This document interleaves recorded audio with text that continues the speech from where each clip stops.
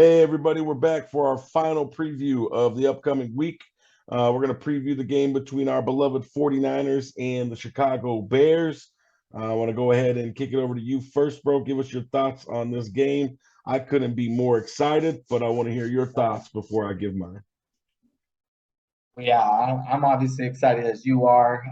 Week one for our team, 49ers. We're both Niners fans. So um, I think everyone around the NFL and NFL fans are all eyes on Trey Lance right now. Like, how is he going to perform? Did the 49ers make a mistake drafting him? This and that. I think, everyone's watching. I don't think you're going to be able to tell by one game, obviously, if it was a mistake drafting him. Nonetheless, what I'm looking to see is he going to make smart plays? How smart does he play? How well does he manage the emotions behind this? First start taking over as quote franchise quarterback, and how he reacts to any adversity in the game, knowing that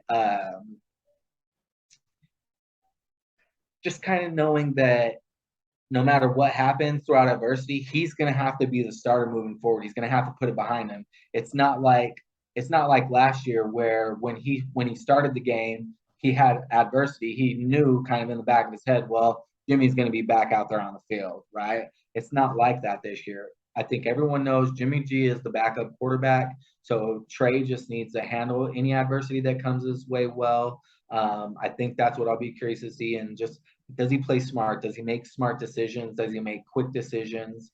And just play within the offense and take what the defense gives them. So that's what I'll be looking for on the 49ers side of the ball.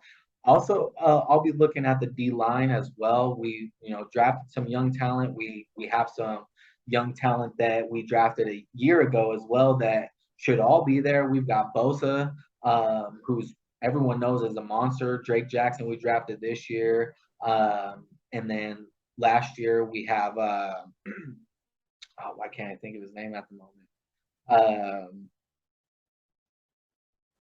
Man, oh god, I had a brain fart there. It was another D lineman. It's gonna come to me.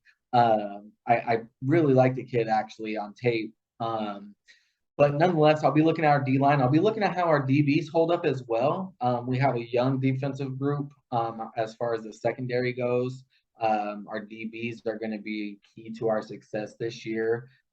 In the preseason, I think we saw a little glimpse of what we could be getting with the combination of our defensive line putting pressure on the quarterback and how that could translate into our defensive backs having success in the turnover department.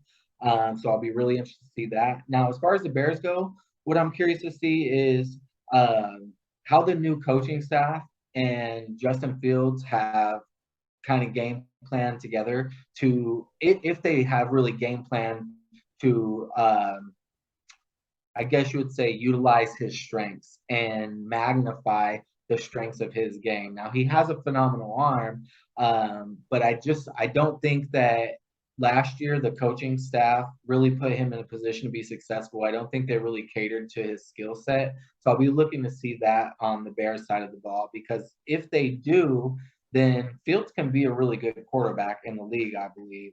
Now, the talent around him, unfortunately, is not that great. Their offensive line over there in Chicago is not great. I'll be curious to see how David Montgomery starts off the year, the connection between Fields and Mooney, and then their defense without without Khalil Mack this year. What's that going to look like? And it'll just be interesting to see how overall the Chicago Bears look with the new regime over there against a really good quality 49ers team. I'm going to take the 49ers in this one as well. 31-21. 31-21. All right. All right. Well, the wait's over, like you said. Wait's over. The wait is over. Not only is the season starting, but the wait's over. Trey Lance, the keys are in your hand. It's time for you to drive the bus, so to speak. Right. You are QB1 in San Francisco, so I'm super excited. I think that Trey Lance has a extremely high ceiling. Obviously he doesn't have a lot of experience with COVID happening during his college career. Didn't get to play as many games as a lot of these other quarterbacks did, which obviously has contributed to some of the questions surrounding him. At the same time, we've seen him make big plays. We've seen him struggle, but we've seen him make big plays and show flashes of what they expect and anticipate that he can be. And I'm looking forward to it, and I'm ready for it to get started on Sunday. I mean, in reality, when you look at it, the 49ers have the better team on paper, and I don't think that's, questionable at all. However, they still have to play the game. They don't play it on paper, they play it on the field. And as you mentioned, the Bears do have their own second-year quarterback who's trying to prove that he belongs in the NFL and that he can win games in the NFL. I'm not sure if he's going to win a lot of games in Chicago, but I do think that Justin Fields is a very talented young man. I think he has a bright future ahead of him if he can get in the right situation, or Chicago can create the right situation around him. Personally, as bad as they are, I think Chicago is a little bit like this much better than what everybody thinks they are. And I believe that they'll keep the game competitive for a while until eventually the overall talent of the 49ers shines through, and the 49ers come away with the victory on the road. I think they're going to win the game 30-23. I actually did have 30-20 as my prediction, so very close to what you had. But again, I think the Bears are going to keep it competitive for a good portion of the game. Overall, I think the San Francisco 49ers get a big day out of Brandon Ayuk to start the season off, as well as their running game, including Trey Lance making some plays with his legs. And again, I think they come away with the W to start the season, and they take their rightful place at first place in the NFC West, and hopefully they hang on to it for the entire season. So that's my prediction. Kinlaw. Javon Kinlaw was the guy. Kinlaw. I thought that I was going to say it. I thought it's who you were talking about, but I didn't want to throw it out there and sound like a dumbass. But all right, that's it, man. I mean, the dude. I like him. He's solid. I mean, so our D line, I'm expecting to be really, really good this year.